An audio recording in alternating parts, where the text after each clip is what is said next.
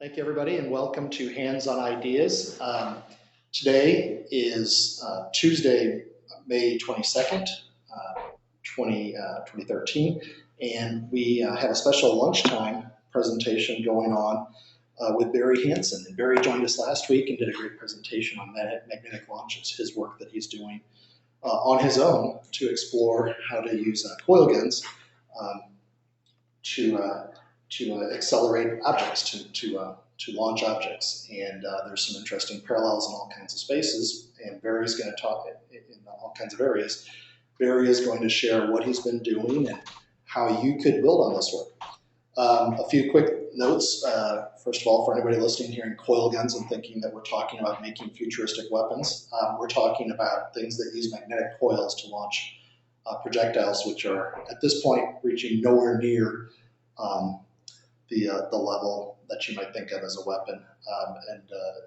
This is also technology that's being really explored on a larger scale for doing things like how do you get objects into space without burning a lot of chemicals.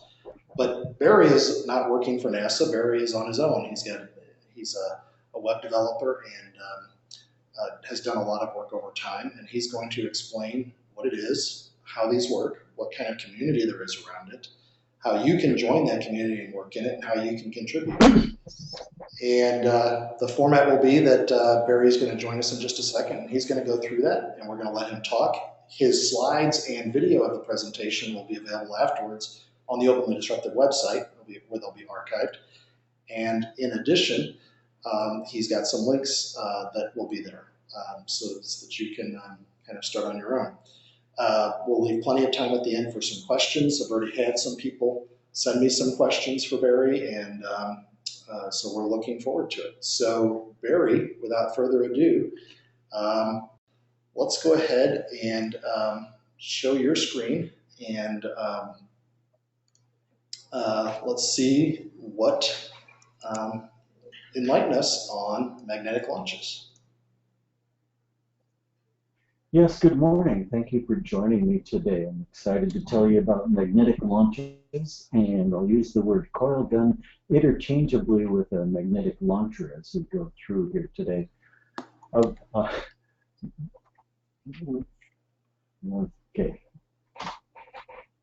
And I think I'm getting this working now. Here we go.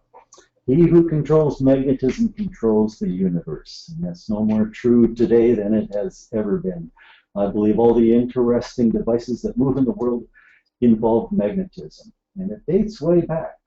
We enjoyed the Dick Tracy comics back in the 40s, 50s, and 60s. And the quote comes from one of those comics where Dick Tracy used a magnetic space coupe to fly from here to the moon, and they had adventures with moon maidens and the like.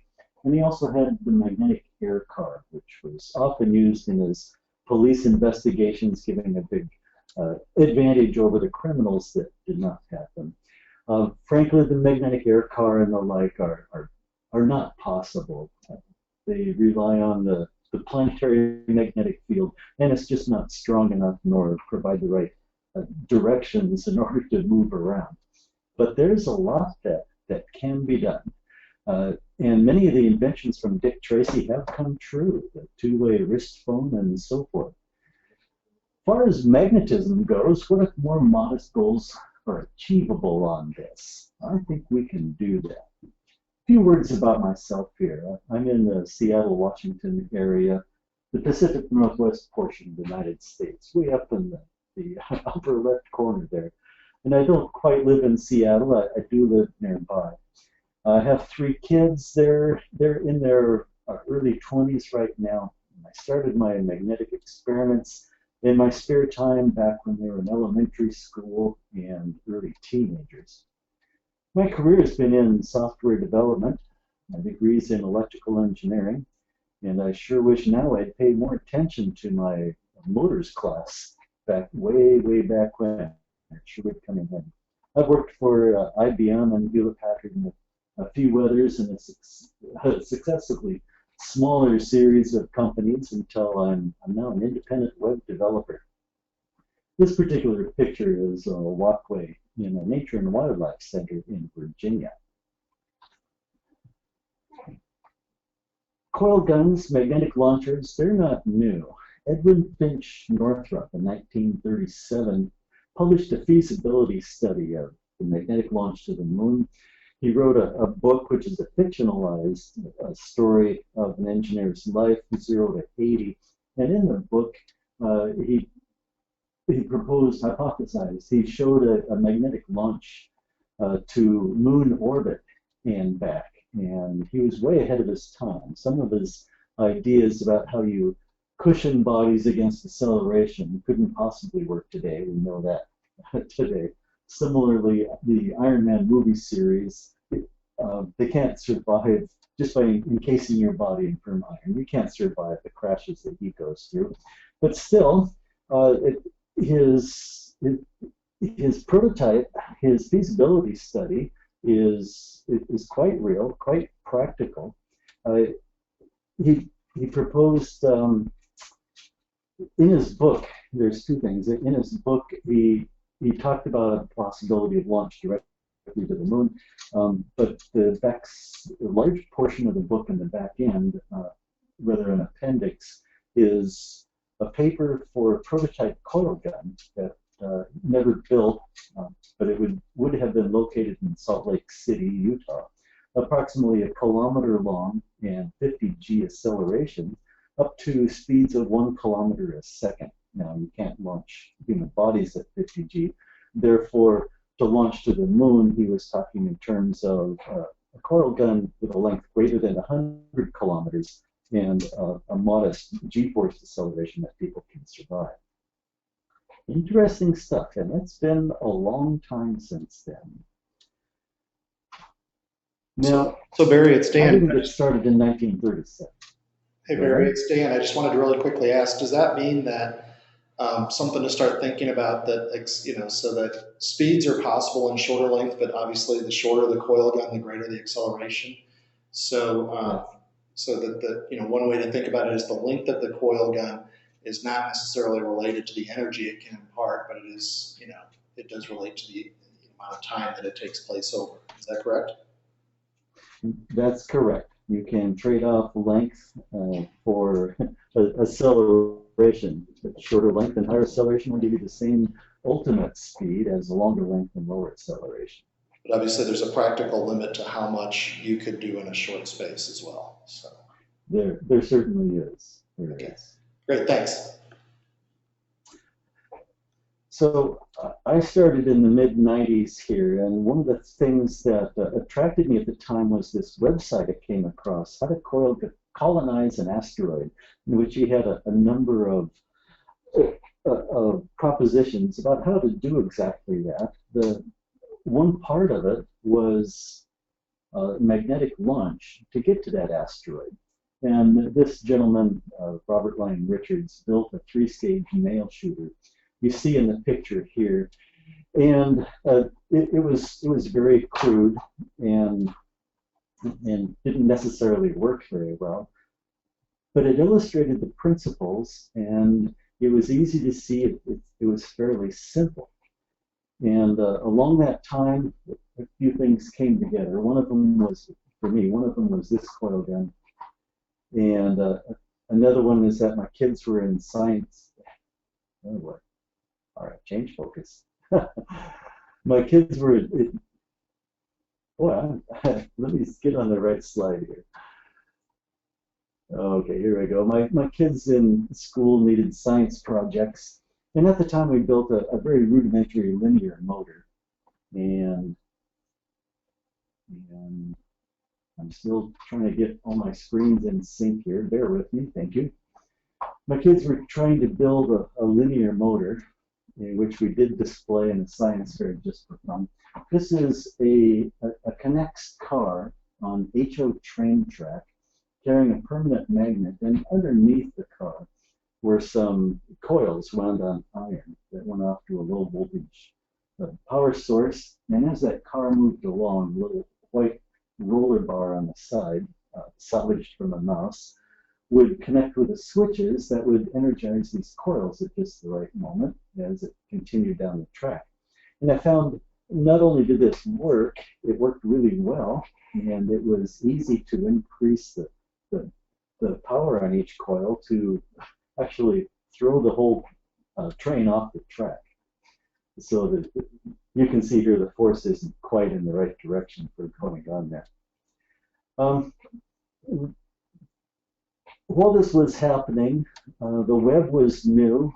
I wouldn't say shiny. The web was very crude back then. I think back to when search engines were largely commercial. They returned thousands and thousands of results where people had ways of manipulating the rankings to promote their own project over all others. Still, the websites I was looking at were crude, and I wanted to learn HTML and do better. And at the same time, I was collecting all these notes and scraps of paper about measurements and designs and everything else. So in order to organize all of these notes, I went into HTML, which was clearly a great way to connect things together and more flexible to use hypertext links than anything else. And finally, my workshop, I have to admit, I'm pretty terrible at hardware and building things. I don't have great tools, and the Coilguns are extremely forgiving about how you build them and the techniques of construction in them. All these came together to make it an accessible, easy hobby to work with. And once I published my notes on the website, I began getting a great number of questions and ideas and interacting with others on it. And that's where my Coilgun hobby took off. Why are they of such great interest? I'm going to go over a couple points here. This sheet shows the electric reasons, and that is things like mechanical tolerance. All you need is a piece of iron with a loose sliding fit down a tube. You don't need complicated machining and cleaning. There's no wear that goes on in there. Coilguns literally will accelerate almost any piece of iron that fits. And it doesn't really matter whether it's a cheap threaded screw. If the bore is big enough, you can drop in pliers and wrenches and anything else. To borrow someone's phrase, I'd say if it fits, it ships. Also, since it's electric, the speed control is suddenly quite easy. Think twist a knob, and the knob would either vary the timing or the voltage or some electrical characteristic to adjust the speed to whatever you need. My experiments found that it's highly repeatable. If I start at the same position and give it the same energy, the speeds are very consistent from one shot to the next. But in addition, think of the possibilities of fine-tuning an existing gun by attaching or retrofitting a coil stage at the end of the bore. The idea being you could, in real time, measure the speed of the projectile down the bore and either increase or decrease its speed slightly at the end to get it to a more highly controllable speed. And finally, what appeals to me about coil guns is they are very simple. Basically, you need a coil and a capacitor and a switch for this model, this technology of coil gun. Dump a lot of energy from the capacitor into the coil, and it's going to work. But at lower speeds, it really is quite quiet. And of course, there's storage safety, and the Navy is thinking in terms of an electric battleship. Think of the situation where you can store all of your energy, propellant energy as it were, in the diesel fuel tanks and generate electricity as you need it on demand, rather than having large magazine banks of all these highly explosive parts around there. This image here is another view of the three essential parts of a magnetic launcher. The blue capacitor up at the top. There's a heavy red wire that goes to a stud-type cell-controlled rectifier, or SCR. And there's a copper coil wound in the lower right. Right at the edge of this picture, there's a black mesh. That's actually a microphone I use that would measure the sound the projectile made. Not a lot, but enough sound to be measurable easily on a microphone. Then it would also pick up the sound of the impact at the other end. And in this way, using the sound card on my computer, I was measuring the speed of coil guns. My particular interest is to take one stage of a coil gun, study it, and understand what it takes to make it work really well. At that point, when I have one stage working well, then it makes a lot more sense to scale it up to multiple stages. With one stage, I'm working at relatively low speeds and low energy, but it's a great little laboratory workbench to understand all the variables that go into this. And yes, electrically it's simple. There's just three important parts, but there's a lot of variables, which would include how much voltage or capacitance or inductance, the resistance involved in your circuit, the materials of your iron, magnetic properties thereof, the projectile length and its starting position, what can you do in the coil geometry, how does the wire size affect it, what sort of switch characteristics are important, what kind of pulse discharge waveform, on and on. And in fact, most of these variables depend on the others. If you change the position, then maybe you need a shorter or longer pulse length. If you change the wire size, that change alone will change the inductance and the resistance and the physical size of the coil. And I have been and intend to continue studying how all of these work together to come up with the best combination. The sad truth is the efficiency of coil guns is very low. In comparison to conventional motors that can achieve better than 90% energy conversion with this efficiency, hobbyist magnetic launchers with a single stage and a great deal of refinement and tuning might be 1 to 5% efficient on here. If you even get 2%, you're doing better than most. Let me make note as a fine detail here. When we're comparing efficiency, a coil gun starting at rest is not directly comparable to a motor already running at speed. It'd be better to compare it to the initial startup efficiency of an electric motor.